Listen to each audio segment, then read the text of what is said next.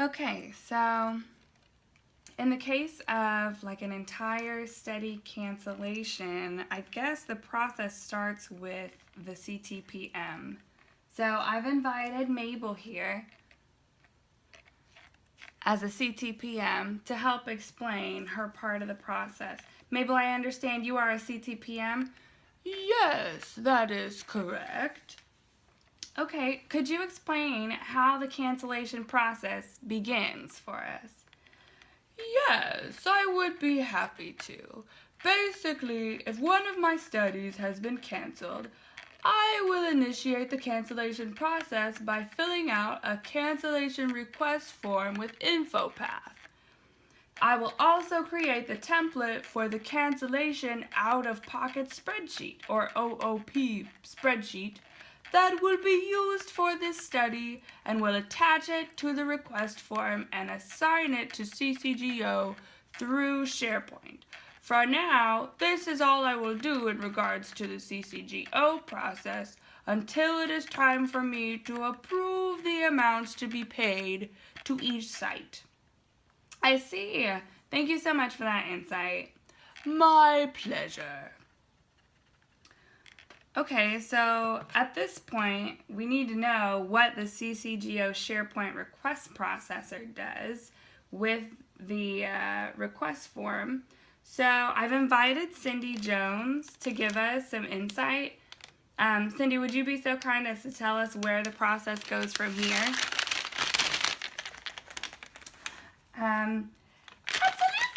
First things first, I need to notify the budgets and contract associates or assistants to let them know to discontinue negotiations with the sites for this study and mark the record appropriately.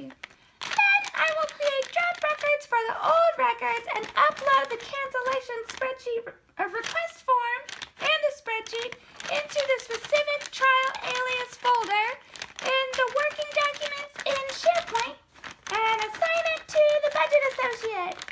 Once I've done that, I can create the cancellation records in CCGTS for each PI on the spreadsheet and assign them to the appropriate contract associates or assistants.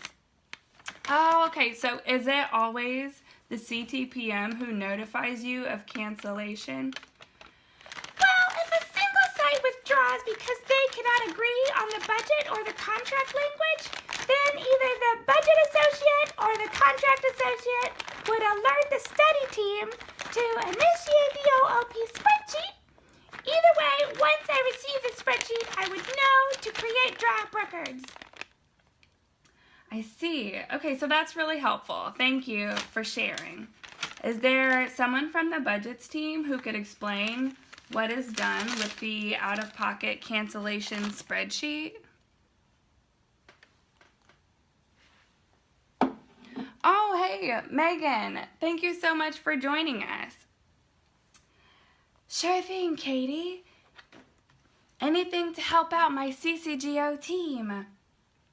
Okay, so Megan, how would the budget associate determine how to fill out the remainder of the OOP cancellation spreadsheet? So glad you asked. The budget associate for the study will have to collaborate with the CDC to find out what percentage of the startup activities were completed before the study was canceled. Keep in mind that the budget negotiations may have been completed for some of these sites and perhaps not for others. So the CTPM will have to confirm, based on the percentage that the CDC provided, how much Lilly will pay each site for the work they've already done. Then I can fill out the rest of the spreadsheet, upload it to the final LOA budgets library, and assign it to the contracts associate for that study. Sometimes the site will come back after receiving their agreement and request more money. At that point, I would escalate that request to CCGO management. Wow, that sounds really involved, Megan. I don't suppose you brought somebody from like the contracts team with you that we could talk to about that? Actually, Sarah Fields is here from the contracts team, and I'm sure she'd be happy to answer any questions that you have about processing the cancellation agreement.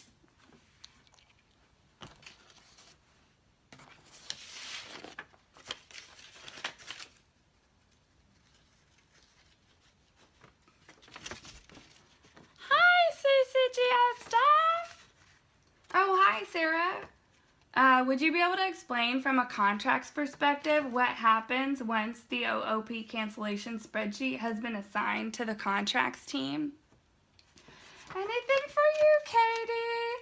Basically, I create an individualized cancellation agreement for each site and fill in the expenses according to the out-of-pocket cancellation spreadsheet that I got from the final LOA budgets folder. Of course, the contract associate or assistant is the one who sends the cancellation agreement to the site from the Lilly Contract CCGO mailbox. Once I have sent it, the contract administrator will be following up with the site about the signature. Although, after that, I'm not really sure. I couldn't help but overhear what you were talking about, Sarah.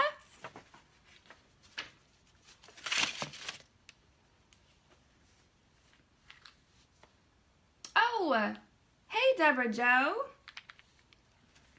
Once the contract administrator receives the fully executed cancellation agreement back from the site, that's when it's time to upload to the final contracts library and assign it to its final destination, the grants team. Did somebody say grants team?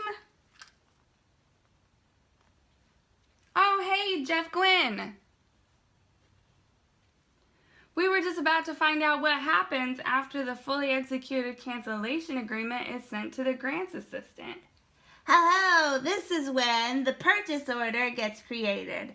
Of course, you must keep in mind, this happens when the study was canceled or the site withdrew prior to executing a letter of agreement with the site.